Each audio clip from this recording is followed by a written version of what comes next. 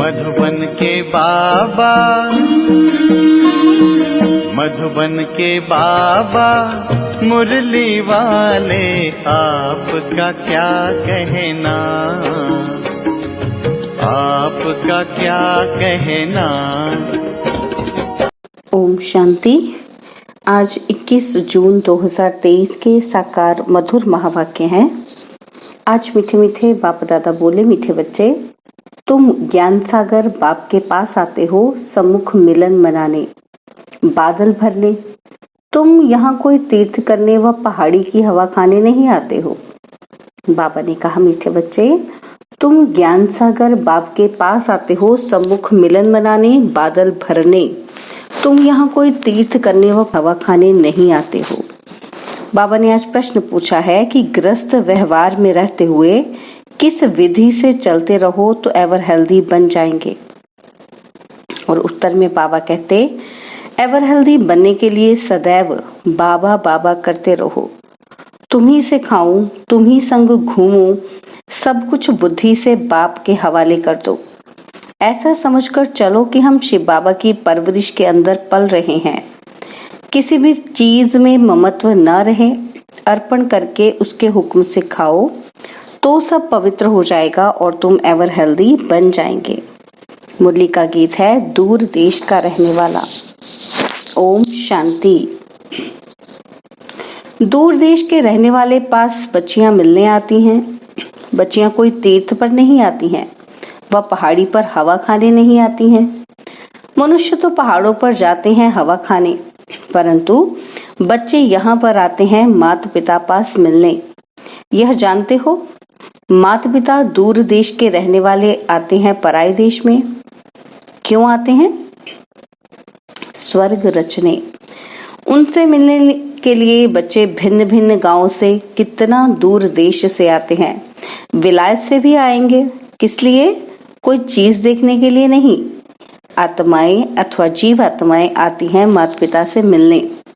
माता पिता भी है दूर देश का रहने वाला। अब तुम किसके आगे बैठे हो? माता पिता के सामने बैठे हैं, जिससे स्वर्ग के सुख मिलने हैं, परंतु उनकी मत पर चलने से। इसलिए श्रीमत का इतना गायन है। भगवानुवाच, श्रीमत गाई हुई है। ब्रह्मा विष्णु शंकर की श्रीमत का गायन नहीं है।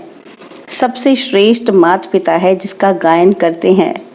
इस सृष्टि के रचयिता माता पिता का आवाहन करते हैं कि इस छीछी पतित दुनिया में आओ, हमको पावन बनाओ। अब वह पराये देश में आया है, तुम भी पराये देश में बैठे हो। यह रावण का देश है। यह अकासुर, बकासुर, पूतनाएं, शूर्पणखाएं, हिरण्यकश्यप आदि सब इस मनुष्य सृष्टि के मनुष्यों पर नाम है। असुरों का कोई दूसरा रूप नहीं है, ना देवताओं का कोई दूसरा रूप है, ना चार भुजाएं हैं। है तो वह भी मनुष्य और देवताएं भी मनुष्य, परंतु देवताओं का पावन देश में पुनर्जन्म था। सत्युग त्रेता जैसे ईश्वर का घर है। स्वर्ग में आते हो तो अपने घर में आते हो। अब हो पराये घर रावण के घर में, तो पाप आकर तुमको रावण के घर से छुड़ाते हैं, लिबरेट करते हैं। आधा कल्प तो तुम माया के देश में पुनर्जन्म लेते रहते हो। सत्युग त्रेता में तो राम राज्य अर्थात ईश्वर का राज्य है, क्योंकि ईश्वर ने स्थापन किया है। आधा कल्प वहां पुनर्जन्म लेते आए, आधा कल्प रावण के राज्य में पुनर्जन्म लिया। अब बच्चों को समझ पड़ी है कि हम किसके सामने बैठे हैं। ये टीचर भी है, सतगुरु भी है। तुम माताएं भी हो, टीचर हो, सतगुरु भी हो। तुम भी पढ़ाती हो मनुष्य से देवता बनाने के लिए। अब तो तुम आसुरी संप्रदाय से दैवी संप्रदाय बन रहे हो। तुमको कांटों से फूल बनाने इस रथ पर बाप सवार हो आए हैं। यह तो बच्चों से मिलने और देशों में भी जाते हैं, क्योंकि चैतन्य ज्ञान सागर है। जड़ सागर तो नहीं है जो डुबो दे। नहीं, यह चैतन्य है। गायन है कि आत्मा परमात्मा अलग रहे बहुकाल। तो परमात्मा भी आते हैं, तो उनसे मिलने आत्माएं भी आती हैं। कहां कहां से बच्चियां आती हैं। बाप भी चक्र लगाते हैं। भक्तों ने तो यहाँ तहाँ मंदिर बनाए हैं। जैसे क्राइस्ट के जड़ चित्र भी बनाते हैं। अब वह तो है देहधारी, और जो भी हैं ब्रह्मा विष्णु शंकर देहधारी हैं। इन सबसे ऊंचते ऊंच है भगवान। उनको अपना शरीर नहीं है, उनको तो सभी बाप कहेंगे। परमपिता गॉड फादर, उनको तो ना स्थूल शरीर है न सूक्ष्म शरीर है। आते भी हैं जरूर। कैसे आते हैं यह सब भूल गए हैं। ऐसे तो नहीं कहेंगे कि श्री कृष्ण पतित पावन है, ना श्री कृष्ण के शरीर में आकर पावन बनाते हैं। तो श्री कृष्ण भगवानुवाच रॉन्ग हो गया। श्री कृष्ण के मुख द्वारा क्या रचे? क्या देवताएं? नहीं, पहले तो ब्राह्मण चाहिए, उसके लिए ब्रह्मा चाहिए। नहीं तो ब्रह्मा का ऑक्यूपेशन कहाँ? श्री कृष्ण का नाम लगाने से ब्रह्मा की बायोग्राफी गुम हो जाती है। श्री कृष्ण द्वारा सतयुग स्थापन किया तो ब्रह्मा का ऑक्यूपेशन ही गुम कर दिया। परंतु तुम बच्चे जानते हो जो यहाँ आते हो, बाकी जो नहीं जानते वह समझेंगे कि यह भी एक सत्संग है जहाँ गीता सुनाते हैं। परंतु यहाँ कौन सुनाते हैं ये तुम बच्चे जानते हो। ज्ञान का सागर मोस्ट बिलवेड माता पिता सुनाते हैं। कितना मीठा, कितना प्यारा है। तुम कोई मनुष्य को मीठा कह नहीं सकते, क्योंकि सभी कड़वे विकारी हैं। बाप उनको पावन बना रहे हैं, तो ऊंच ते ऊंच है भगवान। उसके बाद जो भी मनुष्य होकर गए हैं, अभी वह सब पतित हैं। जब तक बाप आकर पावन ना बनाए तो सब पतित दुखी रह जाते हैं। जैसे मनुष्य कहते हैं कि कलयुग हजारों वर्ष का है, यह तो इम्पॉसिबल है। महाभारी लड़ाई सामने खड़ी है, जिसमें मुक्ति जीवन मुक्ति के गेट्स खुलते हैं। तब तक कोई मुक्ति जीवन मुक्ति में जा नहीं सकते। सभी यहाँ भटकते रहते हैं, जैसे भूल भुलैया हैं। सभी ठोकर खाते रहते हैं, दरवाजा मिलता नहीं। चाहते हैं मुक्ति जीवन मुक्ति के गेट में जाएं। कोई मरता है तो भी कहते हैं कि स्वर्गवासी हुआ, परंतु यह तो नरक है। स्वर्ग में तब जा सकते हैं जब बाप आए, राजयोग सिखलाए, तब राजाई व प्रजापद पा सकते हैं। अब यह है कमाई। कहते हैं ना, इसने कौन सी कमाई की जो इतना साहूकार बना? तो सतयुग के देवताओं ने कौन सी कमाई और कब की जो यह ऐसे बने? जरूर कलयुग के अंत में की होगी, तब सतयुग में बने। अब तुम जानते हो कि हम ऐसी कमाई कर रहे हैं जो स्वर्ग के मालिक बनेंगे। जरूर उसकी रिजल्ट तुम स्वर्ग में भोगेंगे। अब तुम कलयुग और सतयुग के संगम पर हो। उनको अलग युग कर दिया है। सारे कर्म अकर्म विकर्म की गति बाप समझाते हैं। कहते हैं बच्चे, अब जो कर्म मैं तुमको सिखाता हूँ वही करो। इसको कलयुग नहीं कहेंगे, संगम युग का किसी को पता ही नहीं है।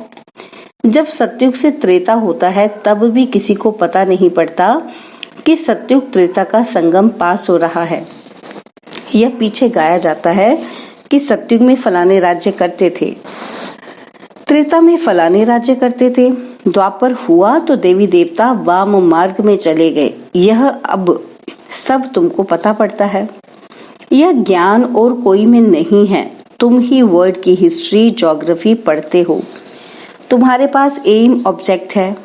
जो भी दुनिया में गीता पाठशालाएं हैं वहाँ वेद शास्त्र सुनाते हैं।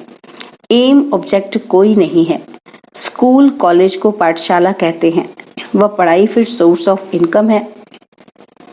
तो तुम्हारे पास एम ऑब्जेक्ट है कि इस पढ़ाई से पावन बन मुक्ति धाम में जाएंगे और फिर वहां से पाठ बजाने सतयुग में आएंगे।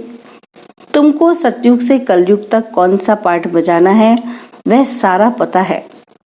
तुम बादल यहाँ आए हो भरने के लिए, 21 जन्म के लिए सोर्स ऑफ इनकम बनाने। कितनी ऊंच पढ़ाई है तो पढ़ाने वाला भी ऊंचते ऊंच भगवान एक है। बाकी तो सब हैं भाई बहन। ब्रह्मा सरस्वती शंकर पार्वती विष्णु सब इनके बच्चे हैं। बच्चों को बच्चों से वर्षा नहीं मिलता है, वर्षा बाप से मिलता है। जो जैसा पुरुषार्थ करेंगे वैसा वर्षा मिलेगा। और पुरुषार्थ कितना सहज है।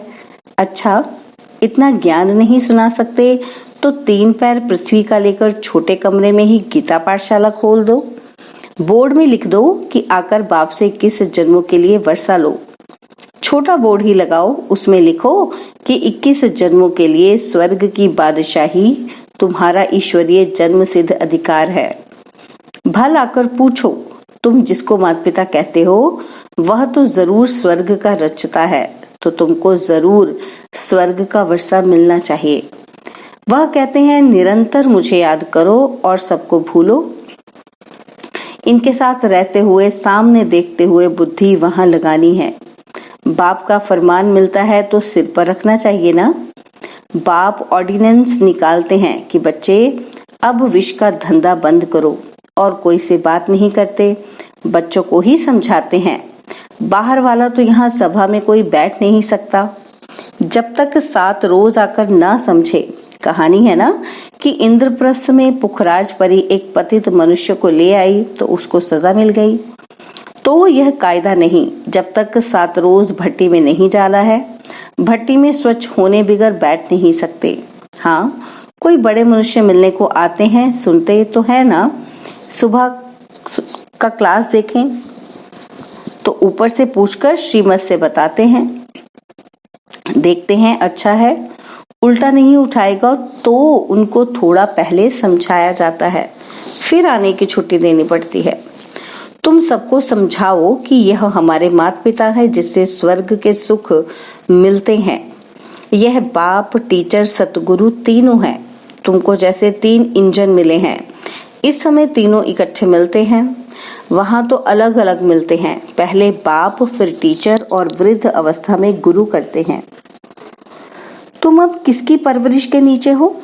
शिव बाबा की, क्योंकि तुम्हारे पास जो कुछ भी है वह शिव बाबा को अर्पण किया है। तुम्हारी परवरिश जैसे कि शिव बाबा के भंडारे से होती है।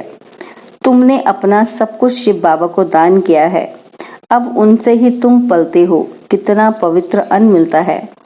ऐसे कभी होता नहीं जो धर्म करे उससे ही उनकी परवरिश हो। वह तो जिसको दान करते हुए खा जाता है, यहाँ तो तुम शिव बाबा को देते हो तो कितना पवित्र बन जाता है। इससे तुम्हारी ही परवरिश होती है। बाप कहते हैं घर में रहकर ऐसा समझो सब बाबा का है। ऐसे समझ खाते हो तो हूबहू तुम शिव के भंडारे से खाते हो। इसमें कोई ममत्व नहीं, बाप का समझते हो, बाप का दिया हुआ है, बाप को अर्पण किया हुआ है, उनके हुक्म से खा रहे हैं। भल बैठा घर में है परंतु शिव के भंडारे से खाते हैं। कहते हो ना कि तुम्ही से खाऊं, तुम्ही से घूमूं।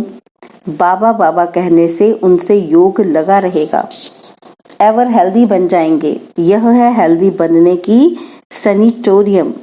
उस सैनिटोरियम में सारी आयु थोड़ी रहते हैं, थोड़ा टाइम रहकर चले जाते हैं।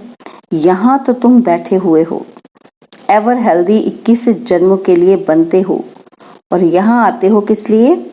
आधा कल्प लिए ever healthy, ever wealthy, ever happy बनने के लिए। इस ख्याल से आते हो ना।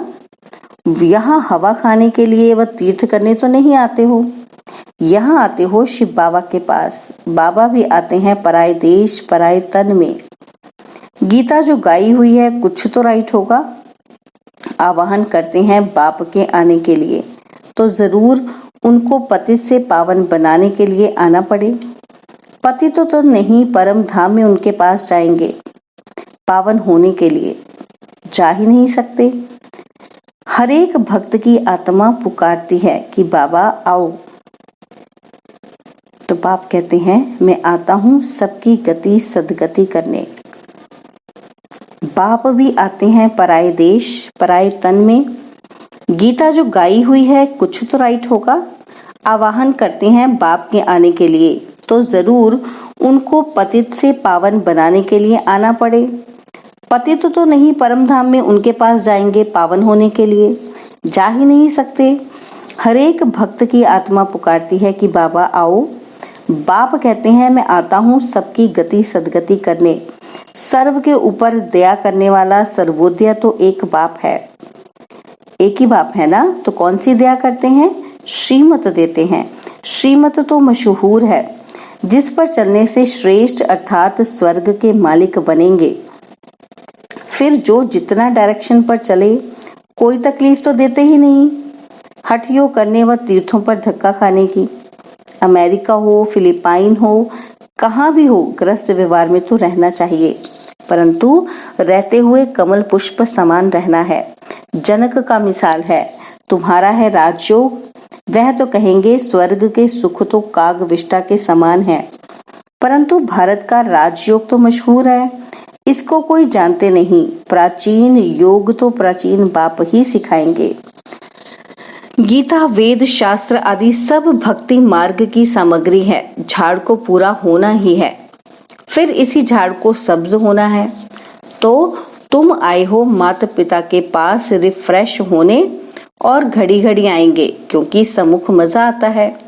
यहाँ सदा के लिए तो बैठ ही नहीं सकते, लौ ही नहीं, अपना गृहस्थ व्यवहार भी संभालना है जरूर। बाकी ये पाठशाला अर्जुन बहुत वृद्धि को पाएगी। यह विघ्न आदि ना पड़े तो यह बहुत बढ़ जाए, इसलिए विघ्न पड़ते हैं। 5000 इकट्ठे बैठ कैसे पड़ेंगे, इसलिए लिमिट है, जिनको बाप सम्मुख देख भी सके। बाप देखते तो आत्माओं को है ना, शरीर को नहीं देखते। जोर से देखेंगे तो उनको शरीर ही भूल जाएगा। चुंबक है ना, तो जैसे अनकॉन्शियस होता जाएगा। अच्छा, मीठे मीठे सिकिलदे बच्चों प्रति माता पिता बाप दादा का याद, प्यार और गुड मॉर्निंग। रूहानी बाप की रूहानी बच्चों को नमस्ते। हम रूहानी बच्चों की रूहानी बाप दादाजी को दिल व जान से प्रेम से नमस्ते। ओम शांति। प्यारे बाबा, मीठे बाबा, मेरे बाबा, शुक्रिया बाबा, शुक्रिया बाबा, शुक्रिया। धारणा के लिए मुख्य सार है, पहला पॉइंट, ऊंची मंजिल पर जाने के लिए बाप, टीचर, गुरु के रूप में हमें 3 इंजन मिले हैं। सदा इसी स्मृति से आगे बढ़ना है। और सेकंड पॉइंट है, बुद्धि से सब कुछ बाप के हवाले कर उनकी परवरिश के नीचे पलना है। बहुत मीठा पावन बनना है। पतितपने का कड़वापन निकाल देना है। बाबा ने आज वरदान दिया, अनुभवों की संपन्नता द्वारा सदा उमंग उल्लास में रहने वाले मास्टर ऑलमाइटी अथॉरिटी भव। अनुभवों की संपन्नता द्वारा सदा उमंग उल्लास में रहने वाले मास्टर ऑलमाइटी अथॉरिटी भव। अनुभव बड़े से बड़ी अथॉरिटी है। हर गुण, हर शक्ति, हर ज्ञान के पॉइंट के अनुभवों में संपन्न बनो तो चेहरे पर सदा उमंग उल्लास की चमक दिखाई देगी। अब सुनने सुनाने के साथ साथ अनुभवी मूर्त बनने का विशेष पाठ बजाओ। अनुभव की अथॉरिटी वाले स्वयं को सदा भरपूर आत्मा अनुभव करेंगे। जैसे बीज भरपूर होता है, ऐसे ज्ञान, गुण, शक्तियां सब में भरपूर होने के कारण मास्टर ऑलमाइटी अथॉरिटी बन जाते हैं। स्लोगन है, अमृत वेला विशेष प्रभु पालना की वेला है, इसका महत्व जान पूरा लाभ लो। अमृत वेला विशेष प्रभु पालना की वेला है, इसका महत्व जान पूरा लाभ लो। ओम शांति। और अब यह एक बहुत अच्छी वीडियो भी जरूर देखें।